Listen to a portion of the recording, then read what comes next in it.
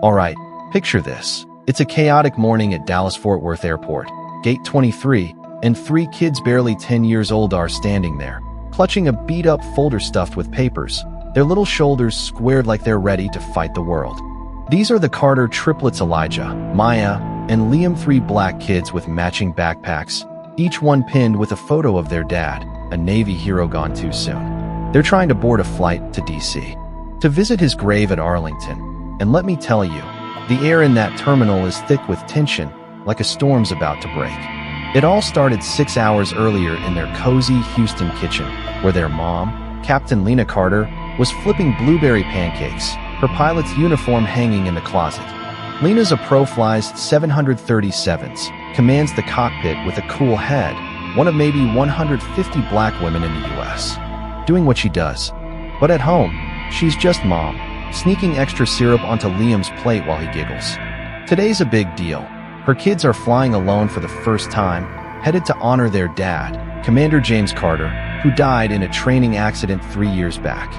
The triplets: Elijah, the planner who color codes his socks; Maya, the firecracker who'd argue with a brick wall; and Liam, the quiet one who feels everything have been counting down to this trip for months. They want to lay flowers on their dad's grave, tell him about school, about how they miss him, how they're trying to be brave like he was. Lena's got every detail locked down: notarized forms, birth certificates, emergency contacts, even a letter from their school. She's triple-checked it all, paranoid about missing a single thing, because she knows the world doesn't always play fair, especially for her kids.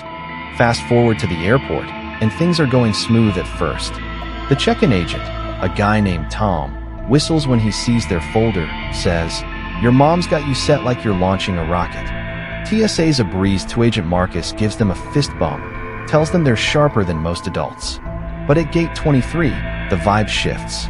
People start stirring. A woman in yoga pants grips her purse like Liam's backpack is a bomb. A guy in a suit keeps glancing over like he's solving a crime.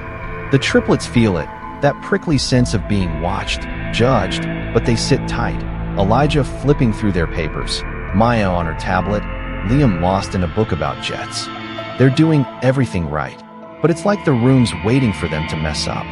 Enter Barbara Klein, the gate agent from hell. She's 45, been stuck in this job forever, passed over for promotions so many times she's got a chip on her shoulder the size of Texas. Barbara spots the triplets and decides, right then and there, they're trouble. She marches over, arms crossed, voice dripping with suspicion. "You kids alone? Where's your mom? Who bought these fancy first-class tickets?" Elijah, calm as ever, hands her the folder, says, "Our mom, ma'am. She's a pilot. Everything's in there." Barbara flips through it, but you can tell she's not really looking. She's already made up her mind. "First class? For 3 kids? What's your mom do, rob banks?" Maya's eyes flash, but she bites back a retort, says, "She works hard, ma'am." Barbara scoffs, "Sure she does. Let's see some proof."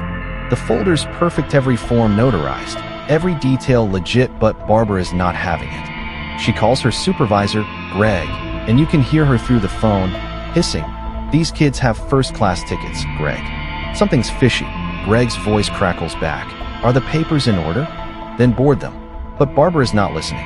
She dials Lena's number, gets voicemail because Lena's in a cockpit. Phone locked away and her face lights up like she's caught them red-handed. No answer. Convenient. She calls security, says, "I've got 3 kids with fake documents. Get down here." By now, the gate's a circus. 2 cops show up: Officer Daniels, who's trying to stay calm, and Officer Hayes, who looks like he'd rather be anywhere else. A crowd's forming, phones out, filming. A woman in designer sunglasses, let's call her Susan, pipes up. "These kids are probably running a scam. I saw them whispering." Maya snaps, "We were taking selfies for our dad's birthday." A nurse named Tara steps in, furious, says, "They're just kids. Leave them alone." But Barbara's on a power trip, pointing at the triplets like they're masterminds. "These documents are fake. You're not boarding." Elijah's voice cracks. "Please, we have to see our dad. It's his birthday tomorrow." Liam's crying now, whispering, "We just want to go to his grave." And then, Barbara does the unthinkable. She grabs their boarding passes, rips them in half, then quarters them, tossing the pieces on her desk like trash. The sound of that paper tearing cuts through the terminal like a gunshot. Elijah lunges, screaming, "Those are ours." Maya's shouting, "You can't do that." Liam just makes this broken sound, like his heart shattering. The crowd gasps, some cheering Tara as she yells, "That's their property." Greg, the supervisor, storms in, face red, snatches the folder, and confirms in seconds what Barbara refused to see. Everything's legit. He turns to her, voice low, "What the hell did you just do?" Right then, the gate door swings open, and there's Captain Lena Carter, her stripes on her shoulders, wings on her chest, eyes blazing like she could burn the terminal down. The crowd goes dead silent. She sees her kids Elijah sobbing, Maya shaking with rage, Liam staring into nothing, and she screams their names, dropping to her knees as they run to her, clinging like they're drowning. Lena's checking them over, frantic. "Are you hurt? What happened?" They're all talking at once, Elijah choking out, "She tore our tickets, Mom." Maya yelling. She wouldn't listen, Liam just holding on, trembling. Lena stands, slow and deliberate, and faces Barbara.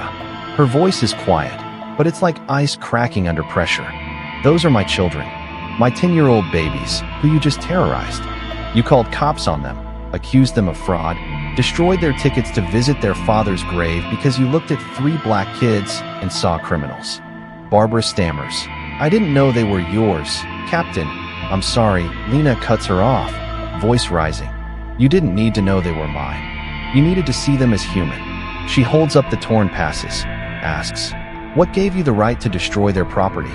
To break their hearts?" The crowd's filming, some clapping, some shrinking back, like Susan, who tries to slip away but gets blocked by Tara. Lena turns to Greg, says, "She's done, or I walk." Greg nods, "She's gone." Then Lena addresses the crowd, thanking Tara, calling out Susan's cruelty, holding up her husband's dog tags. "My kids planned this for 6 months to honor their dad, who died serving this country. You judged them before they spoke. Remember that." She grabs new boarding passes, walks her kids onto the plane, settles them in first-class seats, and takes the cockpit.